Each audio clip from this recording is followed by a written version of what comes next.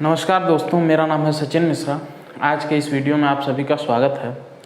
आज के पहले हमने कॉन्स्टिट्यूशनल लॉ की सीरीज़ में जो वीडियोस देखी उनमें हमने पार्ट 1 और पार्ट 2 ऑफ इंडियन कॉन्स्टिट्यूशन के बारे में पढ़ा। आज के हम इस वीडियो में पार्ट 3 ऑफ इंडियन कॉन्स्टिट्यूशन के बारे में पढ़ेंगे, जो कि बात करता है फंडामेंटल राइट्स के बारे में। फंडामेंटल राइट्स जो कि आर्टिकल 12 to 35 में दिए हुए हैं। और जब हम देखते हैं कि फंडामेंटल राइट होता क्या है, तो फंडामेंटल राइट एक नागरिक के पास मूल अधिकार जो होना चाहिए, बेसिक जो उसकी ज़रूरतें हैं, जो बेसिक उसके राइट्स हैं, उन्हें हम फंडामेंटल राइट के रूप में देखते हैं। अर्लियर जब हमारा देश जो इंडिया है वो पहले जब ब्रिटिश काल में था या उससे पहले भी, तो हमने देखा है कि जो भी रूलर्स थे उनके द्वारा जो पीपल हैं उनके मानवाधिकारों को बहुत ज़्यादा चोट पहुंचाया गया है, बहुत ही उन्हें एक्सप्लॉइट किया गया है, बहुत तरह से उनका वायलेशन हुआ है, उनके अधिकारों का, ह्यूमन राइट्स का भी वायलेशन हुआ है, फंडामेंटल राइट्स का भी वायलेशन हुआ है। तो जब हमारा इंडियन कॉन्स्टिट्यूशन बन रहा था तो उस समय जो भी फ्रेमर्स थे हमारे, उनके माइंड में ये एकदम पॉजिटिव था कि हमें फंडामेंटल राइट्स को बहुत ही स्ट्रिक्ट वे में रखना है कॉन्स्टिट्यूशन में, जिसे लेके हमारे जो भी कॉन्स्टिट्यूशन के मेकर्स थे उन्होंने फंडामेंटल राइट्स को बहुत ही बढ़िया ढंग से और बहुत ही कठोरता के साथ रखा है इंडियन कॉन्स्टिट्यूशन में। आर्टिकल 12 to 35 में जो है पार्ट 3 ऑफ इंडियन कॉन्स्टिट्यूशन, हम जब फंडामेंटल राइट्स को पढ़ते हैं तो हम उसे आइसोलेशन में नहीं पढ़ सकते हैं। हमें उसे पढ़ने के साथ उसके साथ साथ हमें DPSP और फंडामेंटल ड्यूटीज़ को भी देखना चाहिए, तब हम उसे और बढ़िया से समझ सकते हैं। तो सबसे पहले हम आर्टिकल 12 आज चालू करेंगे। आर्टिकल 12 जो कि बात करता है स्टेट के बारे में। देखिए, जो भी हमारे फंडामेंटल राइट्स हैं वो हम किससे अपना, अगर हमारा फंडामेंटल राइट कोई वायलेट हो रहा है, अगर हमें किसी भी तरह की ताड़ना की जा रही है हमारे साथ, तो हम उसको कहाँ पे हम कर सकते हैं, किससे हम मांग सकते हैं अपना फंडामेंटल राइट कि हमारा फंडामेंटल राइट यहाँ पे एक्सप्लॉइट हो रहा है। तो उसके लिए हमें स्टेट का होना बहुत ज़रूरी है। स्टेट हमें फंडामेंटल राइट देती है और वही हमें, अगर उसका वायलेशन होता है तो वही उसका निदान भी कर सकती है। तो हम सबसे पहले आर्टिकल 12 को देखेंगे। आर्टिकल 12 जो कि फंडामेंटल राइट जब हमारा एक्सप्लॉइट होता है तो स्टेट कैसे उसका वो करेगी वो बात बताता है। और आर्टिकल 12 जो है वो डेफिनेशन ऑफ स्टेट के बारे में बताता है कि क्या क्या चीज़ें स्टेट होगी। तो सबसे पहले आइए हम देखते हैं आर्टिकल 12 को। आर्टिकल 12 के बारे में हम देखते हैं, जो कि बात करता है डेफिनेशन ऑफ स्टेट के बारे में। जो भी हमारे फंडामेंटल राइट्स हैं उन्हें हम सिर्फ स्टेट से ही क्लेम कर सकते हैं या उसके इंस्ट्रूमेंटलिटीज़ जो भी हैं, न कि हम प्राइवेट बॉडी, किसी भी प्राइवेट बॉडी से हम अपने फंडामेंटल राइट्स को क्लेम नहीं कर सकते हैं। तो सबसे पहले डेफिनेशन ऑफ स्टेट में जो आर्टिकल 12 में दिया हुआ है उसका फर्स्ट क्लॉज कहता है गवर्नमेंट ऑफ इंडिया और पार्लियामेंट जो है वो स्टेट होगा। इसके अगर हमारे यहाँ से कोई फंडामेंटल राइट का एवोल्यूशन हो रहा है, अगर हमारे फंडामेंटल राइट्स को वायलेट किया जा रहा है तो हम वहाँ क्लेम कर सकते हैं, या फिर हमारे स्टेट गवर्नमेंट किसी भी पर्टिकुलर स्टेट का और या उसके स्टेट लेजिस्लेचर के द्वारा अगर कोई लॉ बनाया जाता है, वहाँ से अगर हमारा फंडामेंटल राइट वायलेट होता है तो वहाँ हम क्लेम कर सकते हैं। कोई भी लोकल अथॉरिटी जैसे म्यूनिसिपल कॉरपोरेशन हो गया, जिला पंचायत हो गया, या ऐसा कोई भी लोकल अथॉरिटी, अगर वहाँ से हमारा अगर फंडामेंटल राइट जो होता है वो वायलेट होता है तो फिर हम वहाँ से क्लेम कर सकते हैं। और जो फोर्थ बनाता है अदर अथॉरिटीज़ को समझने के लिए बहुत ही केसेस आए हुए हैं और समय समय पे हमारे जजेस ने जजमेंट दी हुई हैं और बताया हुआ है कि अदर अथॉरिटी, जैसे कि हम लोकल अथॉरिटी तो समझ जाते हैं कि जो भी लोकल अथॉरिटीज़ हैं जो स्टेट के द्वारा बनाई गई हैं या हमारे कॉरपोरेशंस हैं उनको हम लोकल अथॉरिटीज़ में लेते हैं। लेकिन अदर अथॉरिटीज़ के लिए अलग अलग केसेस आए हुए हैं। उन केसेस के तौर पे हम समझते हैं कि अदर अथॉरिटीज़ कौन हैं जिनको हम स्टेट कंसिडर करेंगे और अगर हमारा फंडामेंटल राइट वायलेट होता है तो हम उनसे क्लेम कर सकते हैं। तो एक एक केस के जरिए हम समझेंगे अदर अथॉरिटीज़ को। तो पहला university of Madras versus Shantabai 1954 का केस है। इस केस में हम देखते हैं कि इस केस में ये सबसे बड़ा इशू यही था कि यूनिवर्सिटी ऑफ मद्रास जो है वो स्टेट है या नहीं।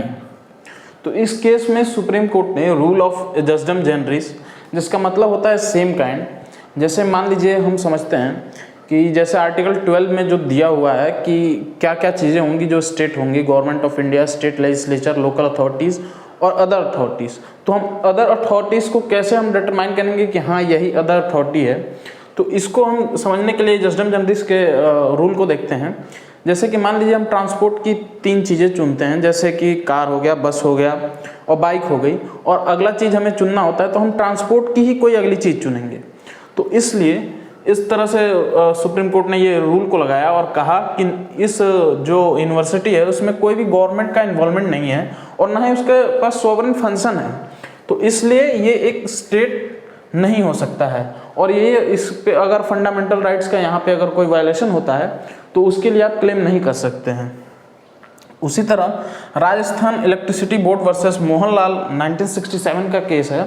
इस केस में सुप्रीम कोर्ट ने ये कहा कि जो बॉडीज़ हैं वो कॉन्स्टिट्यूशन के द्वारा बनाई गई हैं और इन्फोर्सिएबल बाय लॉ हैं, जो लॉ से इनेक्ट हुई हैं, उन पे हम कोई भी जो वो बॉडीज़ होंगी वो हम स्टेट उसे डिक्लेयर कर सकते हैं।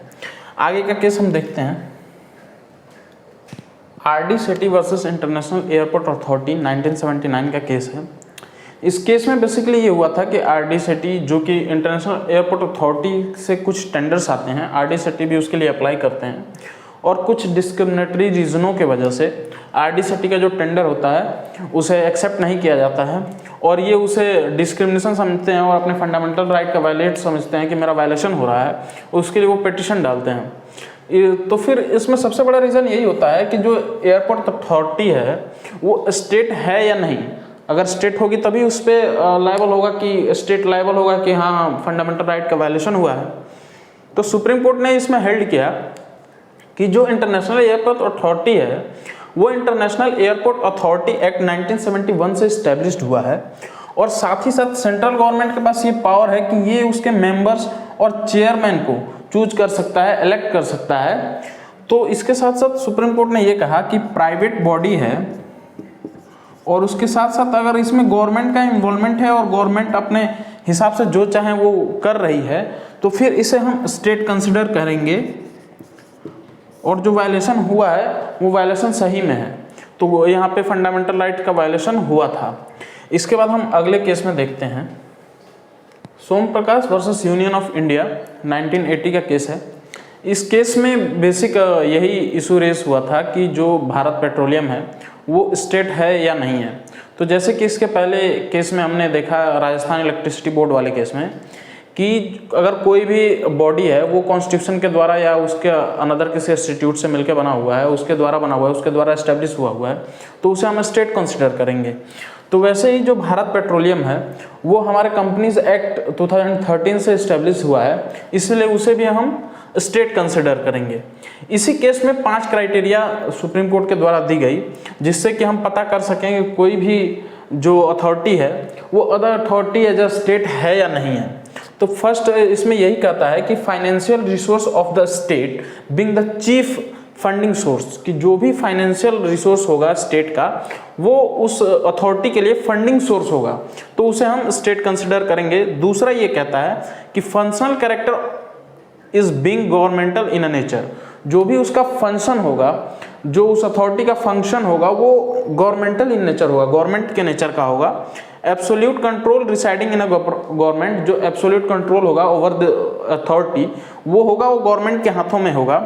Prior history of the same activity being carried out by the government, जो अगर कोई अथॉरिटी अभी नई नई बनी हुई है उस अथॉरिटी का काम पहले गवर्नमेंट करती थी लेकिन अब उसने एक ऐसी बॉडी बना दी है जिसे अब वो बॉडी करेगी, तो उसे भी हम एज अ स्टेट कंसिडर करेंगे।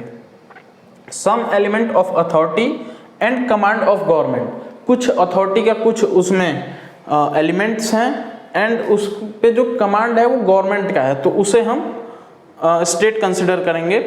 अगले केस में हम देखते हैं क्या हुआ था। अजय हासिया वर्सेस खालिद मुजीब 1981 का केस है।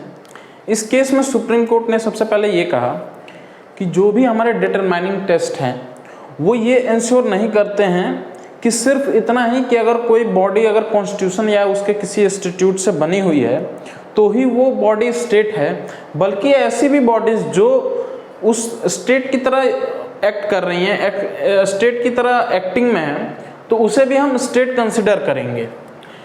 अजय हासिया वर्सेस खालिद मुजीब के केस में 6 डिटरमाइनिंग टेस्ट दिए हुए हैं, जिनमें से फर्स्ट केस ये कहता है whether the entire share capital is held by the government और नॉट, जो एंटायर कैपिटल शेयर है वो गवर्नमेंट के द्वारा है या नहीं है, इसे भी देखा जाएगा डिटरमाइनिंग टेस्ट के में।